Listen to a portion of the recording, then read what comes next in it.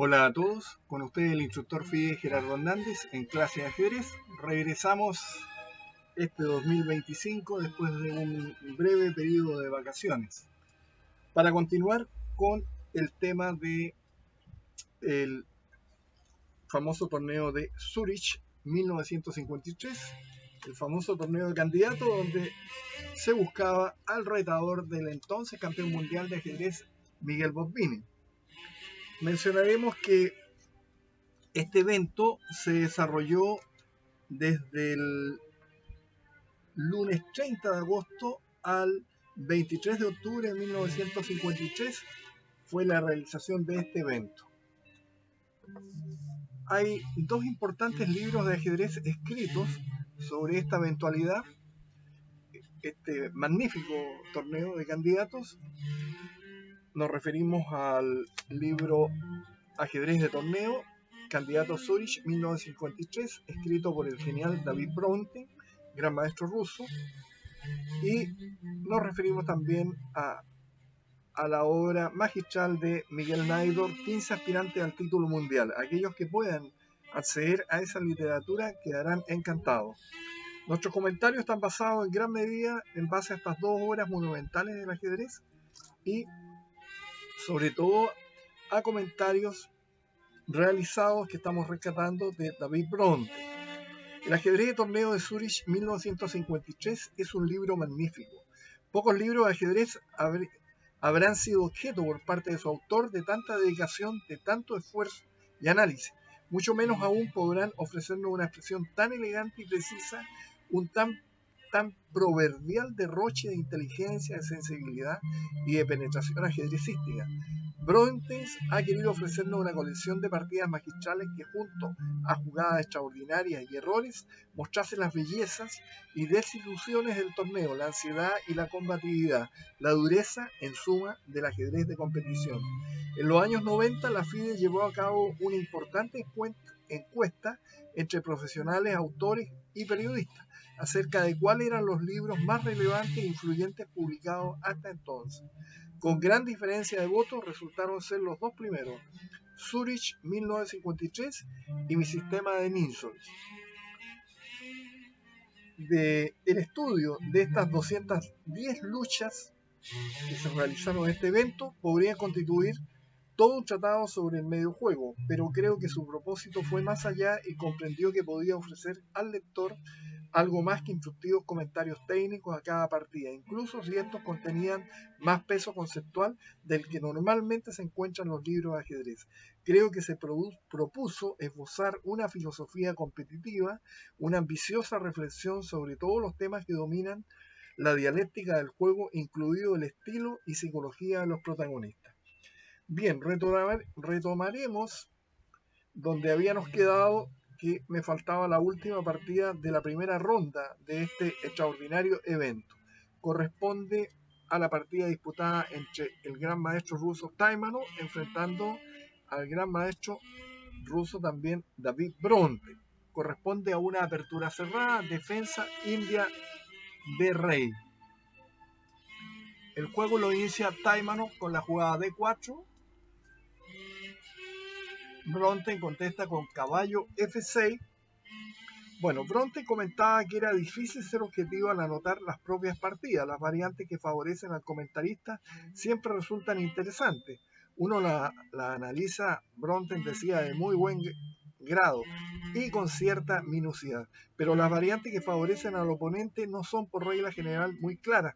Habitualmente se busca y suele encontrarse justificación para los propios errores, mientras que los del adversario parecen naturales y por lo tanto no requieren explicación.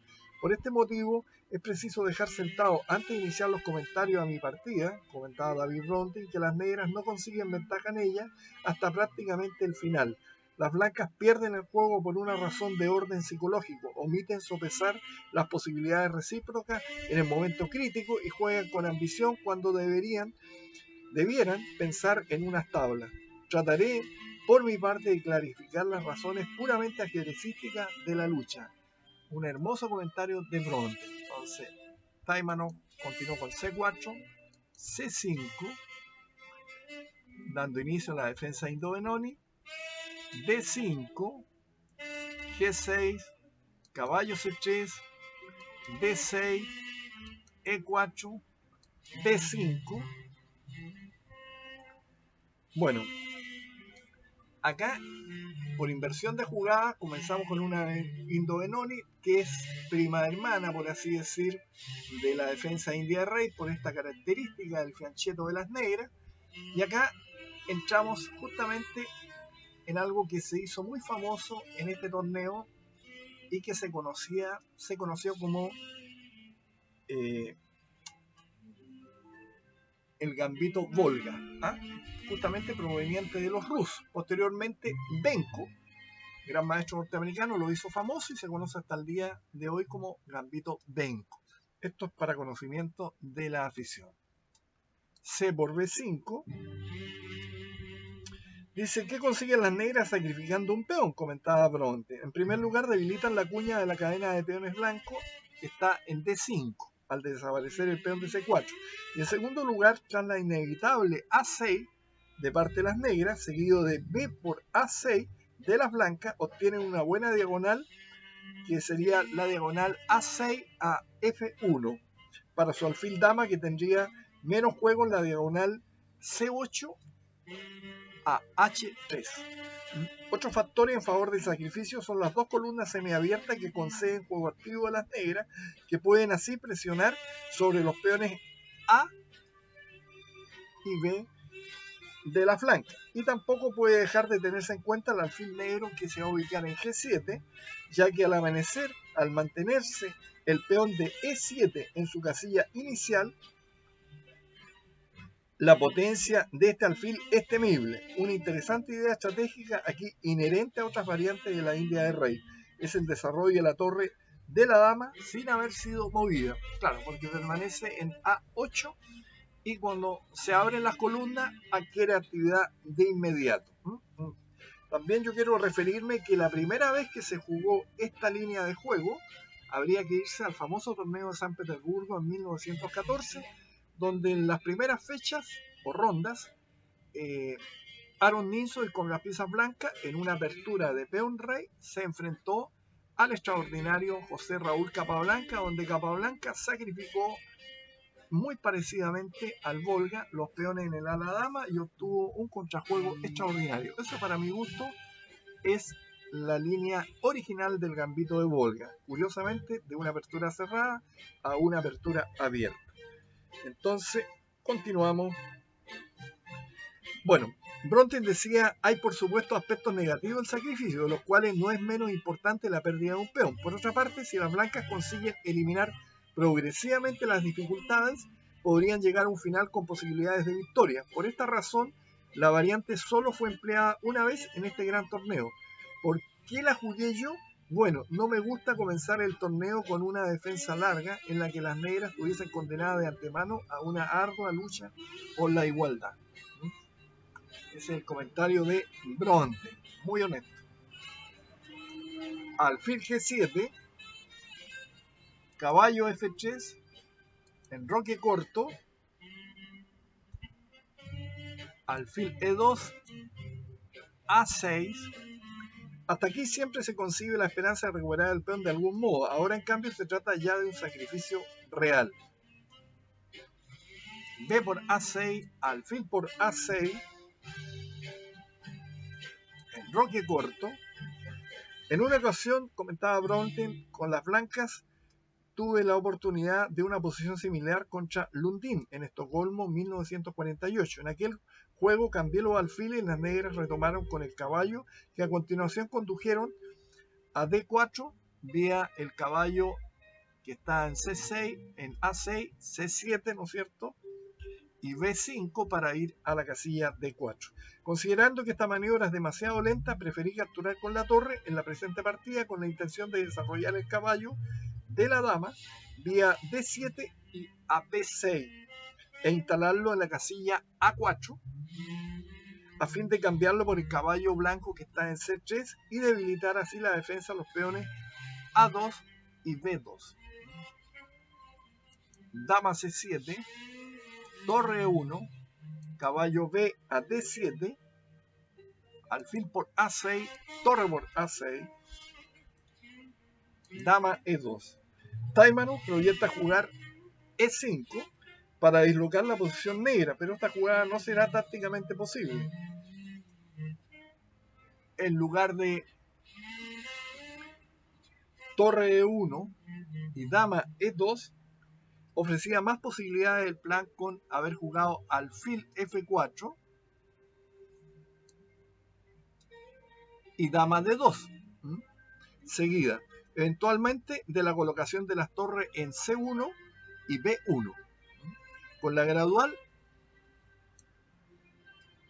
evacuación de las piezas y peones de la gran diagonal de casillas negras. Podría ser entonces que al momento de preparar B4 e iniciar la materialización del peón extra, así fue como jugué contra Lundin y sigo creyendo que es el plan correcto con las blancas, por la ubicación de la dama negra que está en C7 y se puede hacer el blanco B4 teniendo las torres en la columna B1 y C1. Interesante comentario. Torre F A8, H3. A Taimano no le satisface jugar E5 debido a D por D5, caballo por E5, dama por E5, dama por E5, caballo por E5, torre por E5 y rey F8, y las negras no tienen mayor inconveniente. Entonces, H3, caballo B6, alfil G5, caballo E8, alfil D2.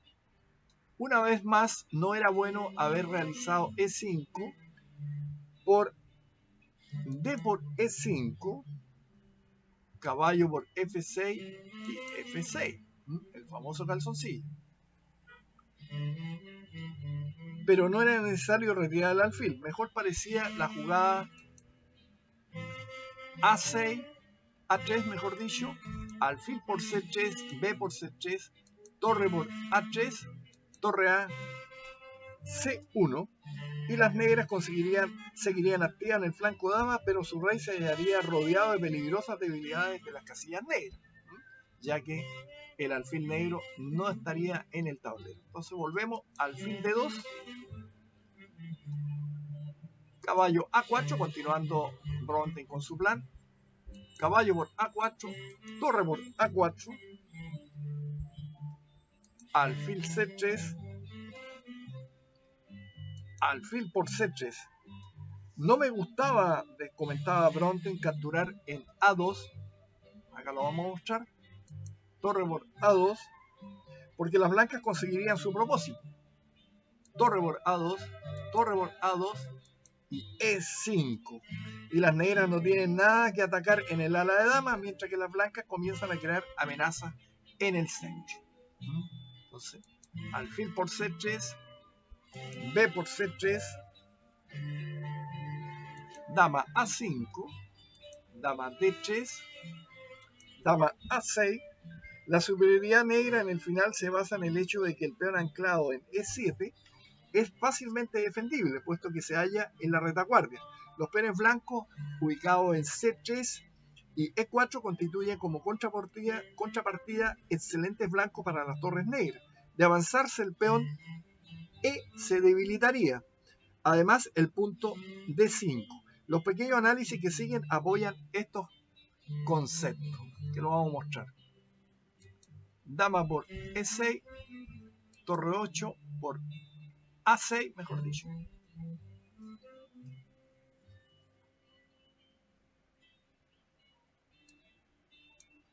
Torre E2, caballo F6. O tenemos torre A B1, torre por A2,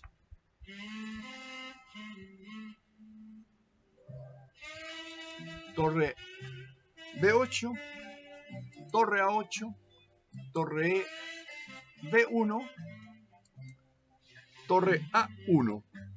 Taimano, con buen criterio, evita el cambio de damas en A6 y debería seguir evitándolo más tarde. Se volvemos a la posición, después del ofrecimiento en dama A6, dama D2, torre por A2, torre por A2, dama por A2, E5. Las blancas sobreestiman sus chances en el final, pues sencillamente no han valorado la fuerza de la réplica negra en la jugada 24. Nos encontramos en la jugada 23. Dama por D2, caballo por D2, D por E5.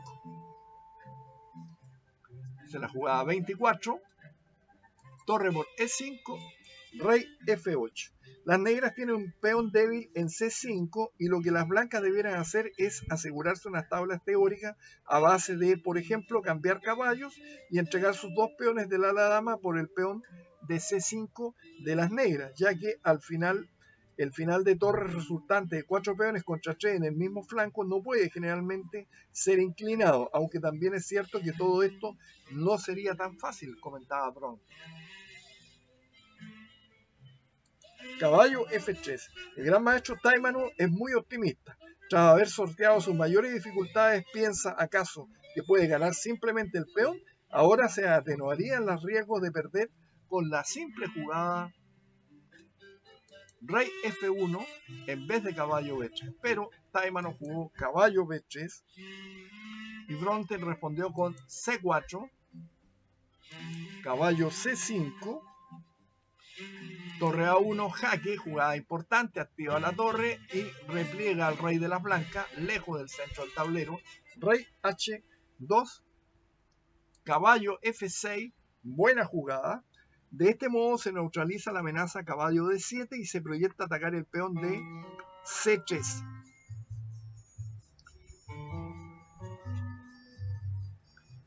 Pronto quedará claro que las negras pueden atacar también los peones blancos del flanco del rey por medio de su poderosa torre infiltrada detrás de las líneas enemigas, algo que no valoró en la debida justeza Taimanov. Caballo E4, caballo D7, buena jugada, torre G5, torre A2, torre G4. Las blancas están a punto de perder su caballo. Si jugaba rey G3, F5 y este caballo perece. Y si rey G1, entonces venía torre E2, caballo G3, torre 1, jaque, rey F2, F5, con gran ventaja. Entonces tenemos torre G4, F5, torre F4, caballo B6, caballo G5,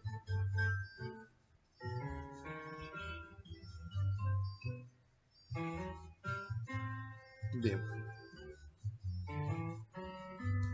Caballo por D5, estamos en la jugada 33,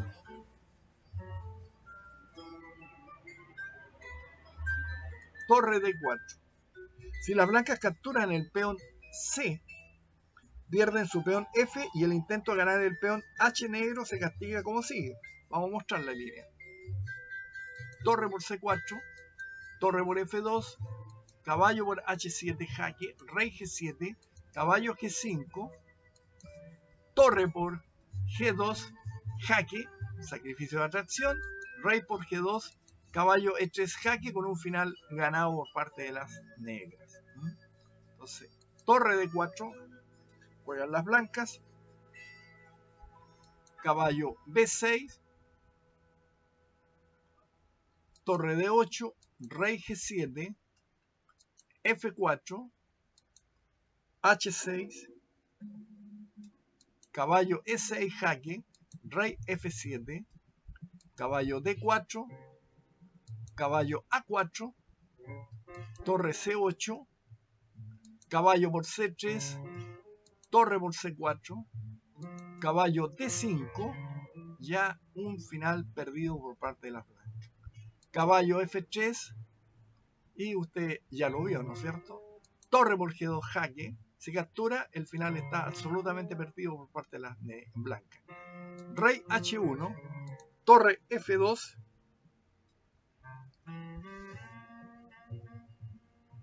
y las blancas abandonaron. En la posición D voy a comentar la jugada 40. De no existir los caballos, el final sería tabla, pero caballo negro es mejor que su semejante. ¿Ah? Interesante análisis de David Bronte. Espero que les haya gustado la presente partida, porque a uno aprovecha sobre todo estudiar el medio juego, que es la parte más auténtica del juego del ajedrez. Es cuando uno juega con las piezas. La apertura al inicio requiere prácticamente mucho conocimiento, pero sobre todo precisión en colocar las piezas. Pero el manejo ya total, muy adecuado de las piezas en ajedrez se ve totalmente unido a la táctica en plena etapa del medio juego en ajedrez. Bien, nos veremos prontamente con más partidas. Esta fue la última de la primera ronda y comenzaremos con algunas partidas de la segunda ronda de este extraordinario torneo de Zurich 1953. Muchas gracias y hasta pronto.